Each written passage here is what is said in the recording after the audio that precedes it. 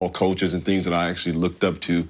So I didn't understand what marriage meant, but when I saw a marriage that was great from the looks of it, I was like, that's what I want. Hey guys, and welcome back to Little Pepper Can Know What Time It Is. Talking to you guys about Black Love season 4, episode 3. We're going to just bring you about Joe and Leslie 12-year marriage. It's a bit mad.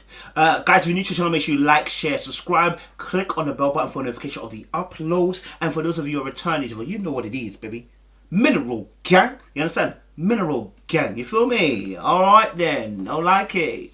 Alright, let's get this thing popping and cracking, baby. Mineral gang, baby. Alright, cool. So, after just watching, obviously, Black Love season 4, episode 3, I think I really clocked onto Joe and Leslie, and I think the immediate thing that I clocked onto, I look at body language, I also look at colours that people wear as well.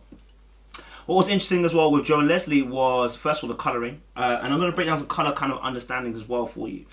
She was wearing like a little bit of a darker kind of green.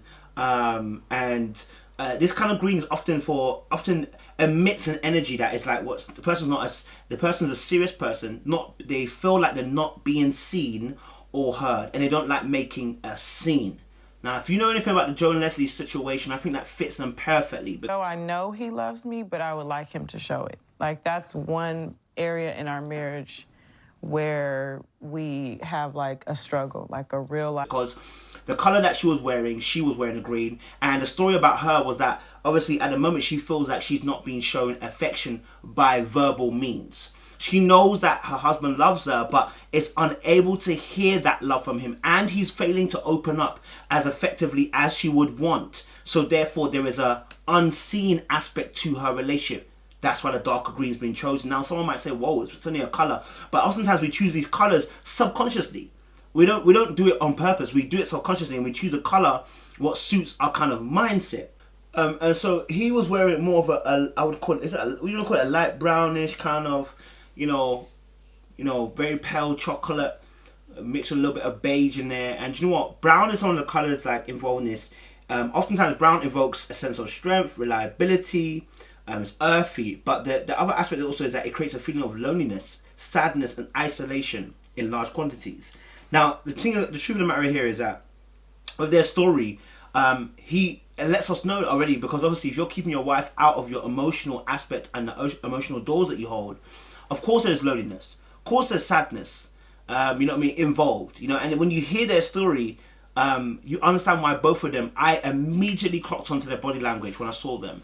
And something about obviously the way that Leslie's not able to get super close with Joel. Like Joe is there and she's next to him, and at the very beginning her hand is around his waist almost, or her hands around his back or whatever, but she's not necessarily like tying herself next to him. Like if you see Brian and Ariana, you can see that they're attached, but in particular case between Joe and Leslie, her hand is around his back, and for the rest of the episode her hand is removed, and actually they're sitting side by side, right? And what I noticed about that was that I said, oh, it feels like they're two independent people in a relationship, which when you hear their story you can understand why. Also, facial expressions. When I saw Leslie, she was unable to really laugh. She laughed at the beginning, and Joe didn't laugh. Ooh, you're gonna make me think. He kind of kept it like a little smirk in his face, but didn't laugh, right? And that was the only time. And then later on, they both laughed at the same time.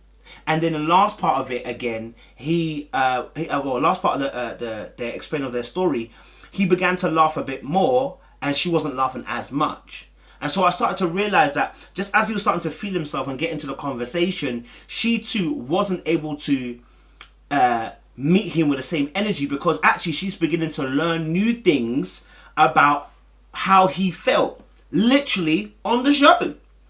And so that alone tells you everything you need to know about the relationship, which is that, listen, they are going through it. I think you know what, without them telling us a story later on, I could see it straight away, just by the body language.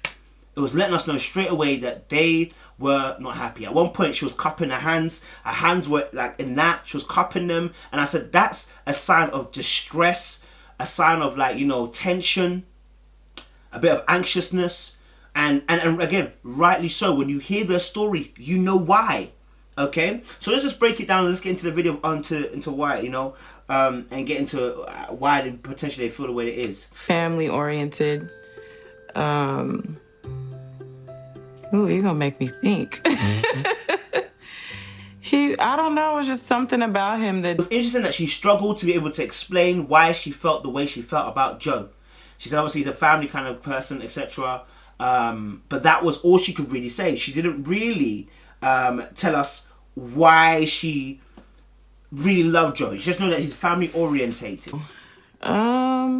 He was very family oriented. Right? And I think the reason why she was unable to come out of that is, again, you know what? They've got to a place where they've come so far together in the experiences of what they've experienced, in the experience of what they experienced, in the complexities of what they've experienced. They've just learned how to be together, but not necessarily feel love, right?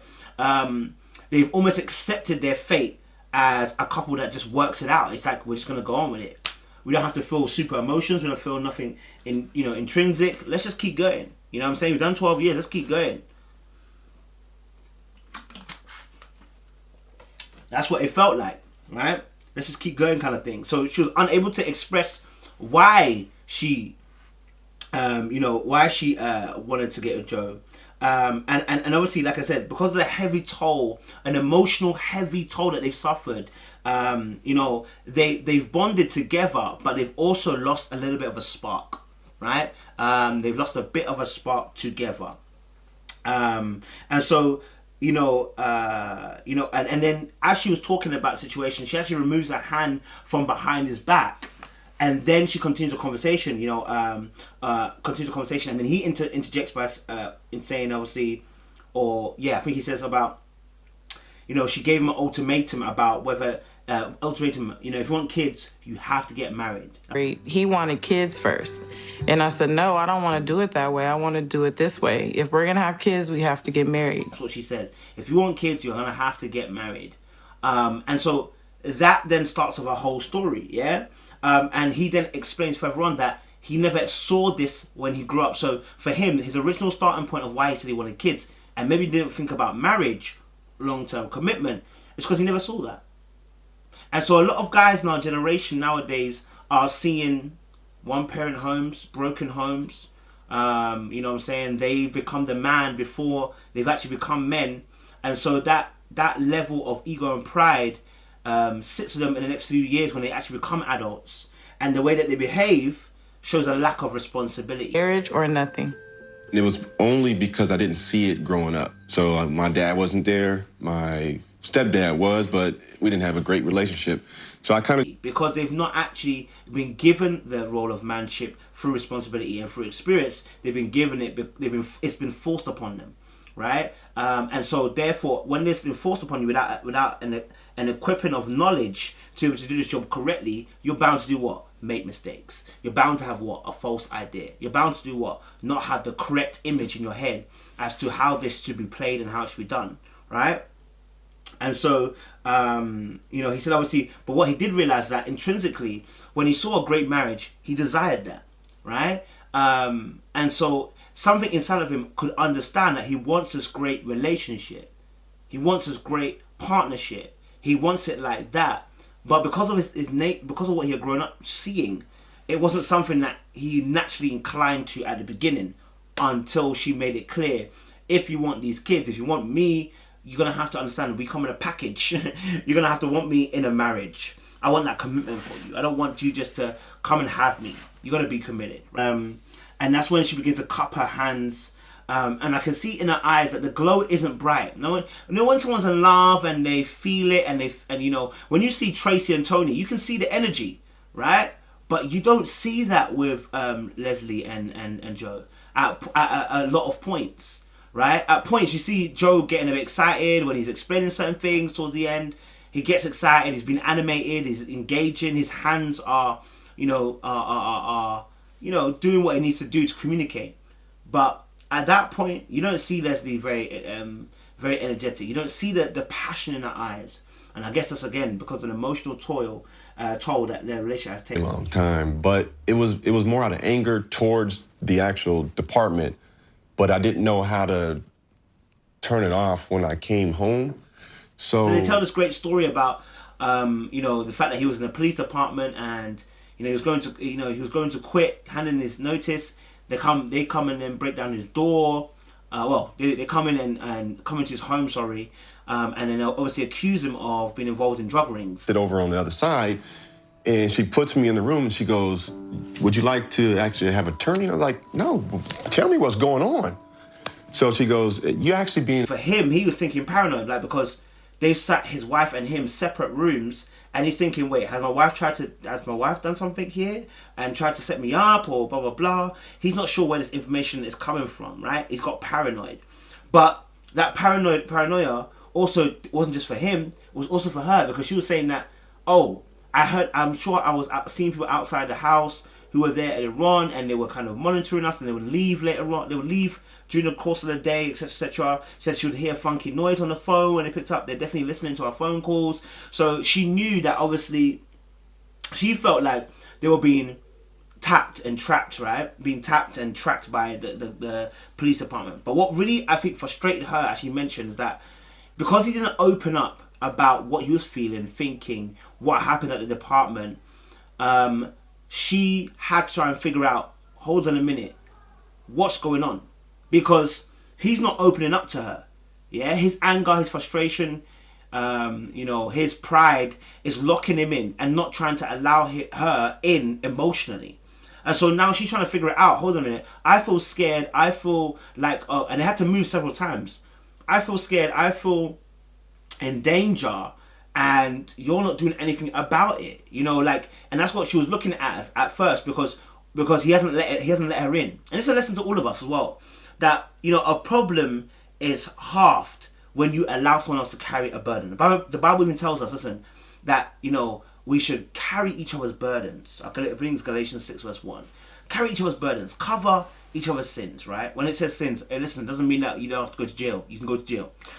It just means that, obviously, when there's a transgression done against one another, learn to cover each other, all right?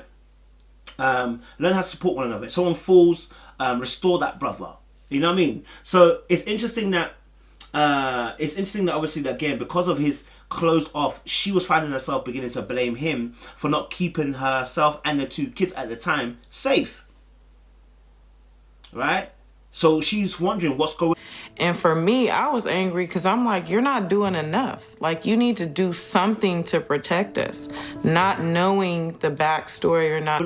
Why are you not opening up, telling me what happened, or what, etc., etc.? So in her head, mystery is going around and around and trying to figure out what's going on, but she can't, because you're not letting her in. This is why being defensive and this is why childhood trauma is such a big thing. And we have to learn how to be open now to trying to have conversation, not only with our partners, but also maybe counselors and therapists, in order to unlock us from certain deficits we may have received as a kid from our parents. We have like a struggle, like a real life struggle of him being affectionate, or him just even telling me how he feels. Like, I feel like we've been through the fact that, you know, obviously she's already said that, you know, he doesn't really tell her that he loves her. She doesn't hear those words. She doesn't hear those words of affirmation. Again, it's a love language, guys. If you don't know about it, 5 love languages. When people have primary and secondary, and when they're not feeling that they're being spoken to in those languages, guess what? If you don't understand French, guess what will happen when I speak French? You won't receive anything. And so such thing with the love languages, there must be a language that we both commonly share. All right? I must speak your language to be able to understand. Do you feel me? And so when she's saying, obviously, I don't get given attention, or I don't get told I love you very much, because I know he's very, you know, 65 days of that year. But I may not say it but once or twice a year. She knows I love her, though. Some way with his emotions, he's very closed off. She's feeling a little bit left out. She's feeling a little bit hurt. She's feeling a little bit like she's not being, there's no affection for her. And you can see that in the body language, that she's unable to get close to him. And I'm going to show you later on that when he started talking, because at this point, he now begins to start talking, right? And his energy changes. He's beginning to smile. His body's twitching. He's engaged. He's talking with his hands, right? Doing all of that, excited. When he begins to prophesy, I said prophesy, but begins to speak, begins to speak about how his wife would say, listen, look, we're gonna get a house next year, and it would happen. You know, we're gonna move house, and it would happen, etc., etc. Her energy, she began to look at him and smile a little bit, right? But then, what would happen then is that she would begin to lean away from him slightly after that. Why? Because when he starts saying, obviously he has a problem expressing love, Durant to obviously lean away from him at that point, because again, she didn't feel as close to him at that particular moment. Whatever he said triggered her to move away. But then what happens is, they both crack up laughing at the fact that, they both said something that made them both kind of crack up at the same time. And that was the only time that they really laughed together, generally together, really, because every other point they were laughing either in individual points or he was very serious. So there was no when you see when you watch, obviously, I think my last review, which was episode 1, I can't remember the couple's name. They were in blue and yellow, and you see the way they're behaving, and you just see the energy, and you see that they laugh together, they smile together, they're doing things together because they're in unison. But here it looks like it's a bit disjointed, and it's disjointed because obviously people feel a certain type of way because they've not been taken care of in a season. They're in it, but they've not been taken care of in a season. Do you get me? Or even just like him saying that I helped him level up in life. Like, I never knew that. I always felt that we had a connection. And then he goes on to explain that, how she's helped him level up, okay? He says, obviously, look, my wife has helped me here, helped me here, helped me here. And then she goes on to say, you know what, she's never heard that before. This is new to her, right? And this is where you can start to see there's a room for improvement. That, yes, he's been closed off, but he needs to be able to bring affection through the means of verbal communication. Because she wants to hear those words in order to feel appreciated. She knows, obviously, that, you love her. But again, she's never heard that you appreciate what she did. She never heard that, you appreciate the work that she's put in whilst you've been feeling the way you've been feeling. And it's kind of mad if you deep it. I'd like to, even still, because I feel like there's just things that, like, this is all new to me that we've never talked about or just... Says, obviously, you know how black men are, they don't like them kind of things. And she's actually right. A lot of black men do not like therapy, do not consider therapy, right? Don't consider therapy. A lot of black men don't want to do it because, and again, the sense of pride, ego, says, obviously, we're grown men, we don't need therapy. We don't need to be talking to somebody about our problems. We should be able to handle our own. And the truth of the matter is, we actually do need therapy because we need to talk through our problems. And he goes on later on to say, obviously, look, you know what? You opposed to it? Most black men are. No, I'm not. No. I was. Now that I'm getting older, I don't. At first, I was against it. So you proved her point. But now, obviously, as I'm growing wiser, I realize how important it can be. And so I think for the couple's next step, they need to just go into therapy so that she can actually hear. Because she said, obviously, she'd never heard him speak about how he feels or about what's going through his head or, you know what I'm saying? Like, she'd never heard those affectionate words very often. She might say, he might say, I love you once in the whole year. Like, yo, you can't do that, B. But because he's been hurt in the past, well, as a child and obviously as an adult, he's sensing certain things, he's unable to fulfill the role and duty that she needs from him. Okay? And so what was interesting is the final scene where obviously he admits that, you know what, he broke down at the wedding anniversary, 10th year they had. He broke down as he was giving a speech, etc., and said some very, very kind words. And then she goes, "Oh, that's a little bit," and right, and that R, I think that R is like, oh my, like it's R, but it's like I've never heard that before. I'm gonna lie to you, I've never heard you speak like that before. It's very rare that I hear your congratulations or I hear your praising. You know what I'm saying? So to hear that from you, verbal affirmation from you, yeah, I mean, I'm surprised. That's why that R came out. It's like, whoa, that R. I think that R was a nervous reaction to the fact that she never really heard it before. Right before my speech, I'm getting ready to say all this, and I couldn't. But I had it prepared, though. Then you told me after. Yeah, then I told her after. But I was like, what were you going to say? Do you know what I'm saying? And then at one point when he was talking like that, she actually angled her body almost like she was gonna, I won't even say like she was gonna give a hug, but she wanted to get closer. At that point, she was breaking the barrier to get closer. He cried, so what's up with that? And then all of a sudden you're bawling like someone passed away. And I was just like, man, because I'm happy that part of me is gone. You know what I mean? So the reason why she probably never got that close to him in that respect, or maybe showed that kind of affection in that way, is because of the fact that he never probably wanted it that way. But when he said those words, her body leaned in as if almost she wanted to put her arms around him and hug him. And I'm wondering, when's the last time they hugged?